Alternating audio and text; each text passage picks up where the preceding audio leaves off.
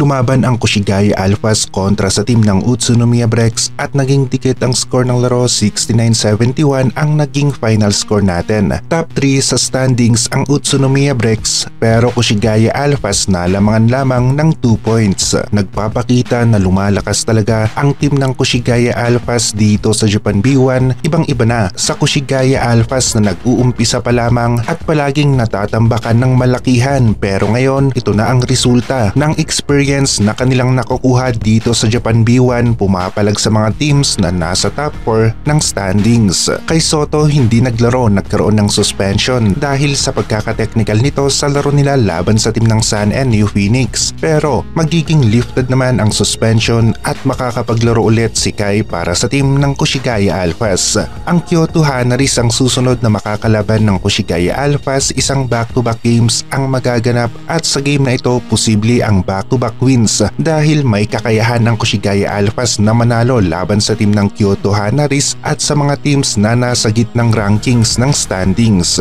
Jordan Clarkson naman gustong maglaro para sa Gilas team at sa sistema ni Coach Tim Cone, kung naging local player nga lang natin sana itong si Jordan Clarkson at pwedeng maglaro sa FIBA competition, ay isang malakas na team ang Gilas Pilipinas sa FIBA. Kayang umabot sa top 10 rankings. Justin Brownlee, Jordan Clarkson, Kai Soto at Junmar Fajardo, solid na ang apat na players na ito at posible natin na makita ang ganitong klase ng lineup sa Asian Games. Kunin ulit natin ang championship title sa Asian Games. Gumawa pa ng mas malaking history ang Gilas Pilipinas sa Asian Games na magmamarka talaga sa event na ito. Back-to-back championship title, kung hindi naman kaya ay isang 3-peat o 3 sunod na championship title. Kay Soto muling magbabalik sa hardcourt at marami sa mga fans na nanonood dito kay Kai ang hindi nga nagustuhan ang suspension na ibinigay sa kanya. Pero ganun talaga, minsan sa pisikalan sa loob ng paint pwedeng panigan ka ng referee at pwede rin naman na hindi, at nangyayari talaga ang mga ganitong klase ng tawagan, yung imbalance hindi tama, kaya nagkaroon ng bagong rule ang basketball na wala nga noon, ang challenge o review ng mga plays, dahil meron talagang tawag ang referee na hindi ganon ka-accurate o pwedeng wala sa punto. Tapos na tayo sa suspension ni Kai Soto at babalik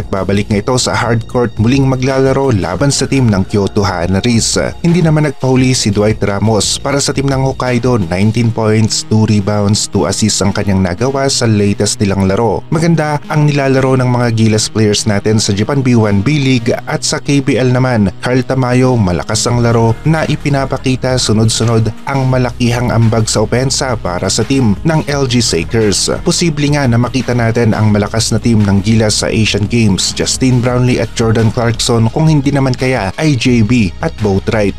Marami ang gustong maging Gilas player ngayon pero mahirap palitan ang final lineup ni Coach Tim Cone dahil solid na ito. Alam na alam nila ang galaw ng kanilang kakampi at yung sistema ay gamay na nila magkakaroon lamang ng pagbabago sa lineup kung merong injury ang final 12 ni Coach Tim Cone.